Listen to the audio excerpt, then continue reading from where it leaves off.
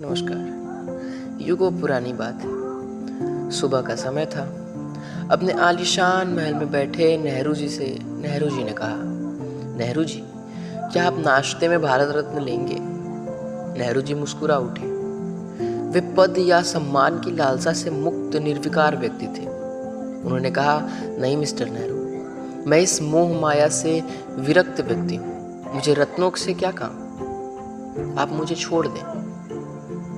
नेहरू जी का उत्तर सुनकर नेहरू जी दुखी हो गए। उन्होंने जाकर नेहरू जी से कहा कि नेहरू जी नहीं चाहते कि नेहरू जी भारत रत्न दें, पर नेहरू जी के राष्ट्र के प्रति योगदान को देखते हुए नेहरू जी चाहते हैं कि नेहरू जी को ही भारत रत्न दिया जाए। नेहरू जी की बात सुनकर नेहरू जी चिंतित हो गए। नेहरू जी भी चाहते थे कि नेहरू जी को भारत रत्न दिया जाए, पर वे यह भी जानते थे कि नेहरू जी ने मन में कुछ ठान लिया है तो उन्हें केवल एक ही आदमी मना कर सकता है, और वे हैं नेहरू जी।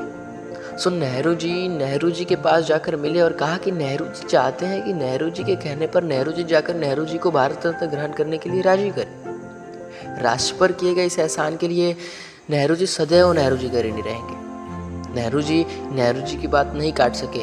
उन्होंने ठान लिया कि वे नेहरू जी को भारत रत्न के लिए मना कर रहेंगे। वे तुरंत नेहरू जी के पास गए और पूरे अधिकार से कहा, नेहरू, मैं तुमसे कुछ मांगने आया हूँ, क्या तुम मुझे दोगे?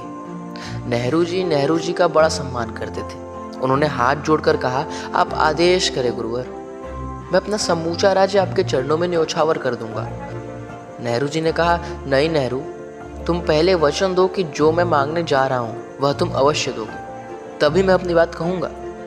नेहरू जी ने पास रखे लोटे से हाथ में जल लिया और कहा, मैं नेहरू वल्द नेहरू यह वचन देता हूँ कि आप प्राण के अतिरिक्त जो कुछ भी मांगेंगे वह अवश्य दूंगा।